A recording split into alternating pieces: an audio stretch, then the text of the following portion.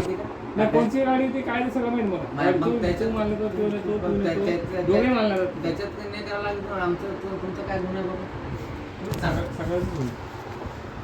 आमचं तुमचं काय गुन्हा आहे ते तो सांगा. सरळ सांगून द्यायचं. मी त्याला बी सोडतो तुला सोडतो. फक्त मला सांग की तो मी माझ्यावर माल आणला एवढं जर बोलला तर विषय संपला. काय? मी पत्र मी माल आणला बाबा याच्यानंतर मी आणणार नाही एवढा बोलला विषय संपला. मी काय म्हणतो पहिले आणला होता आता नाही आणला. आज नाही आणला. पहिले आणला होता आज नाही आणला. कधी आणला होता? हा किती दिवस झाले त्याला? किती दिवस झाले? कमसे कम 4-5 महिने झाले त्याला. तिचं पण मामालाच नाही आणला. इमानदारीच नाही आणला. मी तुम्हाला बाबा लिहून देतो मी इथं. लिहून देतो किती माल तुम्हाला. नाही आणला त्याच्याकडून? हा हे झालं इमानदारी सांगायला लागलो मी 2 क्विंटल माल नेले. तिचं कोणतं? एकच दा हा. त्याच्यावर भेट 2 महिने म्हणजे मी जाऊ 4 महिने झाले त्याला. 2 गुंठे नाही टाका. काय भाऊ पण काय होतं 12 रुपये दिला 14 रुपयेच येतात. हा 12 रुपये दिला तर 14 रुपयेच येतात. एवढं तहसीलदारला सांगितलं मी एकदा आणला होता. हा बस संपला विषय. हा? पण ते फोटो दिले नाही तो एकदा आणला की नाही माल हा अंदाजी 15 झाले पण यावेळेस नाही आणला समजा. तुमच्या हिशोबाने करतो मी.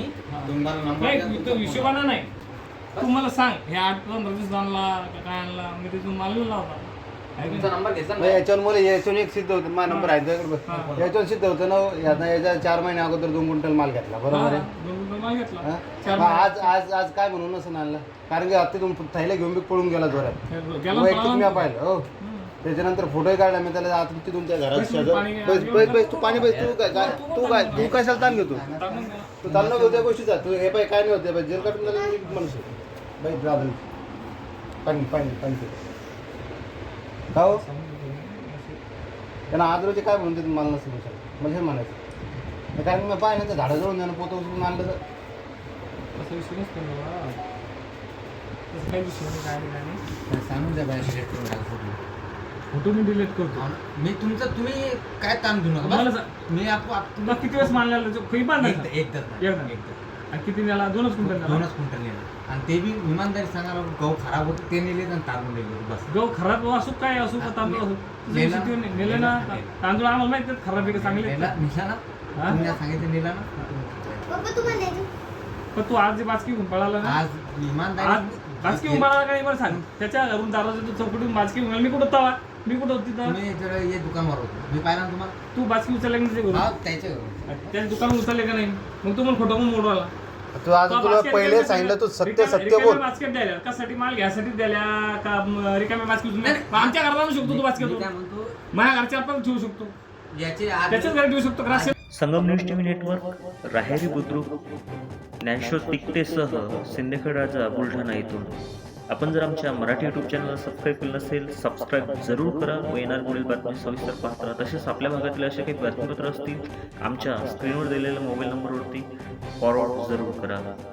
आपल्याला स्क्रीनवर दिसत असेल व्यापारी शेख तसेच त्याने लिखित लिहिलेले हे पत्र त्याचे गाडी नंबर MH 0127 या गाडीने तो राशन धान्य घेऊन जात होता. GPS लोकेशनने काढलेले आपल्याला फोटोही इथे दिसत असेल. कैलास देशमुख हा राशन धान्य डीलर हे नेहमीच गुपचूपपणे फोनद्वारे याच ॲपे मालक शेख दुसरबीड येथे राहणारा युवक याला 12 ते 14 रुपये किलोप्रमाणे गहू तांदूळ विकत होता हे त्याने त्या पत्रामध्ये नमूद केलेलं आहे. आपल्या स्क्रीनवर काही गहू तांदूळाचे इथे पोतेही दिसत आहे. त्याचे हे पत्र आहे.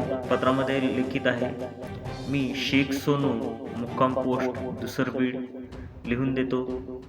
राशन दुकान मालक यापूर्वी 2 क्विंटल तांदूळ व गहू हाच तो शेख दुसरबीड येथील राशन धान्य डीलर तस्करीमध्ये सहभागी असलेली ही त्याची गाडी आणि त्याच्या गाडीत असलेले हे पोतेचे फोटोज गाडी नंबरही आपण इथे दिलेला आहे. पण इतके सर्व पुरावे असताना राशन धान्य डीलरवरती नायब तहसीलदार पुरवठा निरीक्षक जिल्हा पुरवठा अधिकारी कारवाई करणार का याकडे